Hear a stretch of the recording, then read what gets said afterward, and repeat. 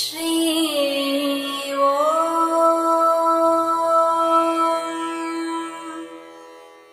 ஸ்ரீ ஓம்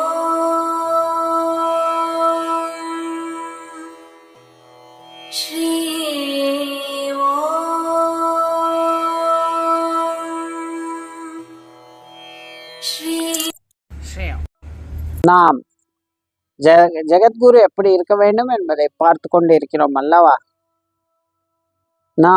நமக்கு நல்ல ஒரு குரு கிடைத்து விட்டால், ஜெகத்குரு கிடைத்து விட்டால் நாம் செய்த புண்ணிய பலம், நாம் அதை கட்டியாக பிடித்து கொள்ள வேண்டும் என்பதை பார்த்து கொண்டு இருக்கிறோம்.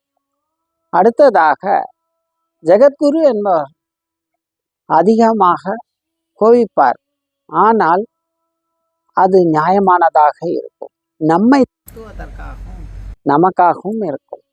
இவர்கள் பெரியவர்கள், பணக்காரன் இல்லை சிறியவர்கள், பணமே இல்லாதவர்கள், ஏழை பணக்காரன் பேதங்கள், பெரியவன் சிறியவன் என்ற எந்த பேதமும் இல்லாமல் இருப்பார்கள்.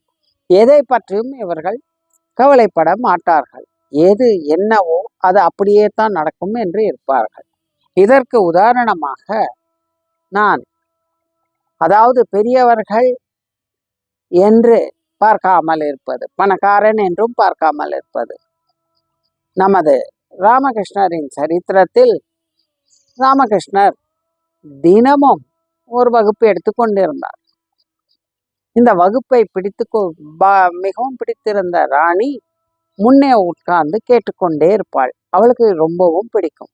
மக்கள் அனைவரும் ராணிக்கு எவ்வளவு பிடித்திருக்கு, ராமகிருஷ்ணருக்கும் ராணிக்குத்தான் முதல் இடம் தருகிறது என்றெல்லாம் பேசுவார்கள். பணம் இருப்பதற்கு அது என்று இதையெல்லாம் எதுவும் பொருட்படுத்தவில்லை ராமகிருஷ்ணன். ஒரு தினம் வகுப்பு எடுத்து கொண்டிருந்தார்.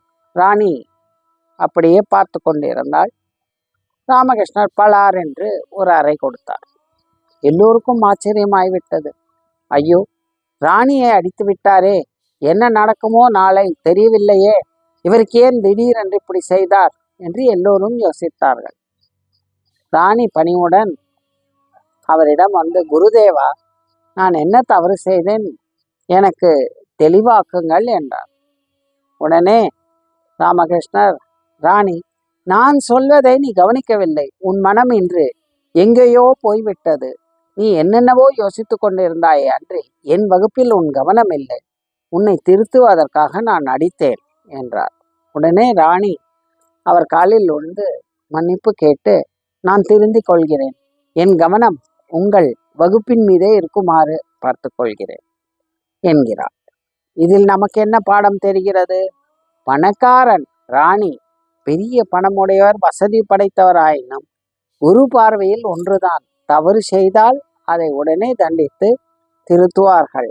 இவரே ஜெகத்குரு என்பது. பணத்திற்காக அல்லாமல் முறைக்காக என்ன செய்ய வேண்டுமோ அதை செய்வார்கள். ஸ்ரீ